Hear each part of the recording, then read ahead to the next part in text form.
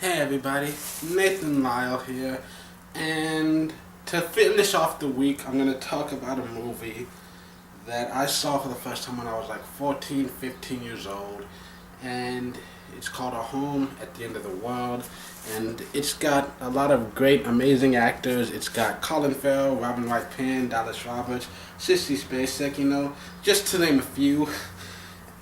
It's a good movie. It's based off of a book, which if you're a reader, I'd honestly recommend the book because I don't read that much myself, and at least not as much when I'm older. And most of what I have read in my lifetime has been like children's fantasy stuff. I don't read a lot of just adult type stories. And so this is one of the ones that I did read the book and I did love it. So I watched. Someone showed me the movie. I watched it. I loved it. I read the book. Loved it even more. And that is one thing I can definitely say, because there are a lot of details that are kind of either glanced over or just skipped entirely, and they make the story make a lot more sense if you know those details. So that's definitely one thing about this to point out. Also, there is a slight difference between watching this for the first time ever when I was a teenager to now 10 years later, being watching it like there was one of the things that grabbed me was there was a lot of shock factor to it. Like the very first time I watched it, there's a lot of things I just I didn't know what to expect. I wasn't sure what type of movie this would be, so there were a few scenes here and there that were like, whoa, whoa, did not know it was going there. And then, but now, even though I know exactly what's coming, there are still a few scenes here and there that are like, ooh, here it comes, oh, here it comes. And you'll probably be able to guess what some of those scenes are when you see it. Or I should say if you see it, but I mean, let's be honest. You love me and you trust my judgment, right?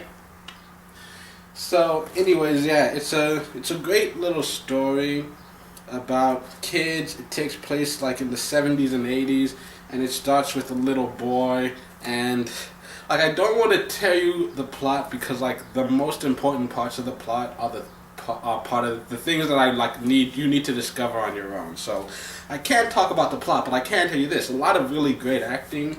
It's very beautiful. It's also a very calm, peaceful story, which is why I have to warn you: don't watch this first thing in the morning, because I'm just speaking from experience here. This is a kind of movie that you watch first thing in the morning, and then you're still a little tired. You're still a little groggy from waking up, and then you've got a full belly because you decided to eat some breakfast tacos while laying on the couch watching this movie. Next thing you know, you close your eyes, and 3 hours later, you're like, crap, I gotta watch this whole movie again.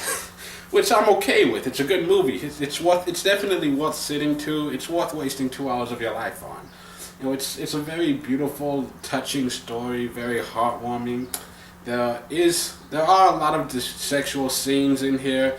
It's more suggestive than anything. It's done in a very it's not like blatant, oh, look at my penis, look at my boobs kind of way. Because that's one thing that the first time I ever showed this to someone else, one of my friends, she got very upset because she didn't get to see Colin Farrell's penis.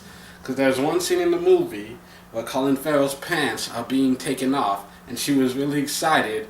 And then suddenly we skip ahead just, another minute later, and she's very angry. She jumped up and was like, no! So yes, unfortunately, there's no Colin Farrell penis. There's no anybody's penis. Couple of booby shots. Not really worth looking at, but... So if you're here just for the sex, you kind of have to move on. There is a lot of sexual stuff in here, but it's it's a human story about people and emotions and complicated situations that arise, and just trying to deal with it all. It's a life story, and I can't really say there's necessarily a moral to it per se. I never, in all the times that I've seen this movie, reading the book, I never really got anything out of it except just a nice little escape into someone else's world. And it's just an interesting way to just view life. That's all I can really say about it. It didn't really change my life in any way, shape, or form. It's just It's just a fun little story to get involved in, to allow yourself to just kind of relax and be swept away by it, you know? And so, yeah, it's definitely one I'd recommend. I'd be much, like I said, I'm much quicker to recommend the book than I am the movie. But if you're just not that much of a reader, then sure, though the movie is still a good way to waste 2 hours of your life. There might be some things here and there that get slightly confusing, though. Because, like I said, it's the details. Oh, those details.